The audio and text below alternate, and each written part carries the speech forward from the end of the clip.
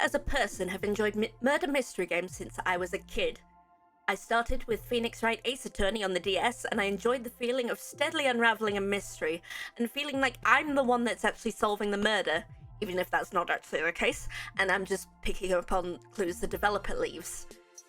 Onto the game we're discussing today, Master Detective Archives Raincode, made by the same writer and character designer as the Danganronpa series, Kazutaka Kodaka and Rui Komatsuzaki. You play as an amnesiac detective in training, Yuma Kokohead, who awakens in a train station's lost and found without his memories and only a letter in his pocket, instructing him to board a train to Kanai Ward. On the train, you get introduced to other detectives, each varying levels of fashion disaster, and they all think you're an imposter.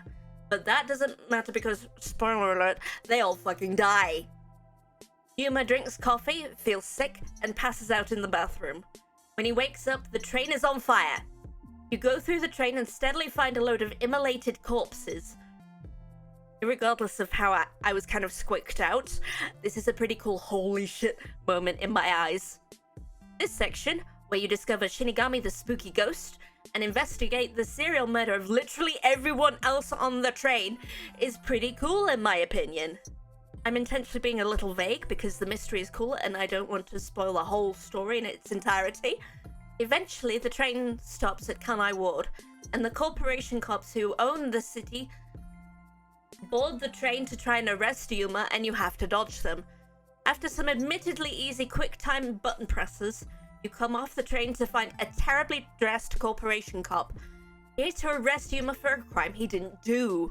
I don't know how he does those smoke shapes. All seems lost when Shinigami turns into an anime girl. Even worse, she turns into an anime girl who looks like me. And she's taller than me. She's like a version of me that can reach the top shelf. Am I getting distracted? I might be getting distracted. Anyway, this part is the meat, cheese, bread and butter of the game. The mystery labyrinths. It's like going to court in Ace Attorney games, except the courtroom is the physical manifestation of a horrible series of murders. Edgeworth is replaced by a terrifying rainbow punk cop, and also you have to walk. I am thoroughly in two minds about the mystery labyrinth sequences. I do like solving a good old mystery, but the fact that one of the minigames that helps you find out clues is Horny Pop-Up Pirate, where you throw knives at letters on a barrel to make a scantily clad Shinigami pop out and do a sexy pose at you in a bikini, kinda takes me out of it a little bit. Lord knows I love girls, but this is kinda weird.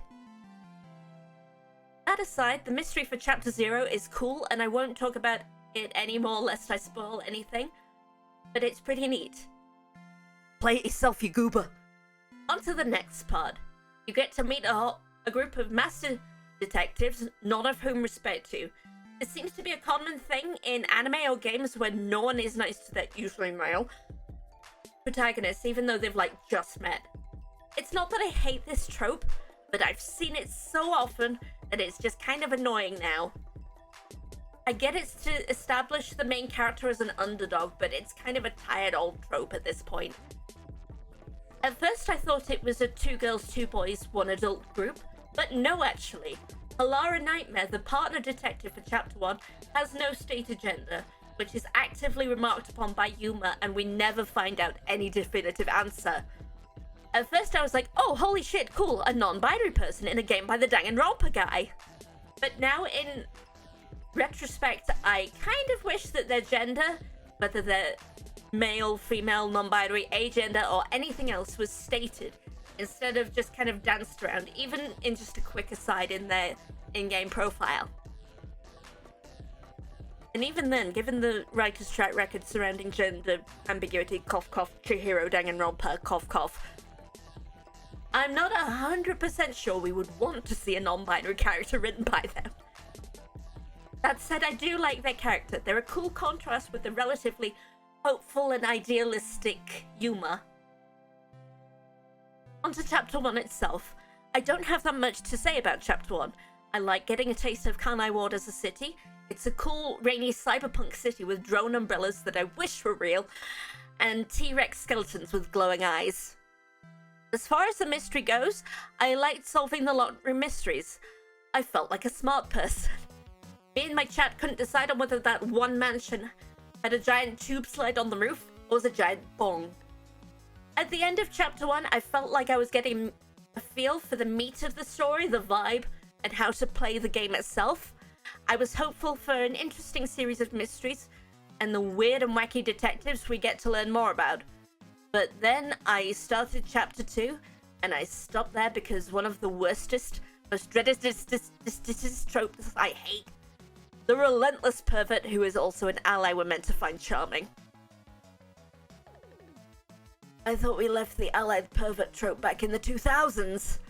I've dealt with too much of that sort of behavior in my real life to be comfortable with it in my media.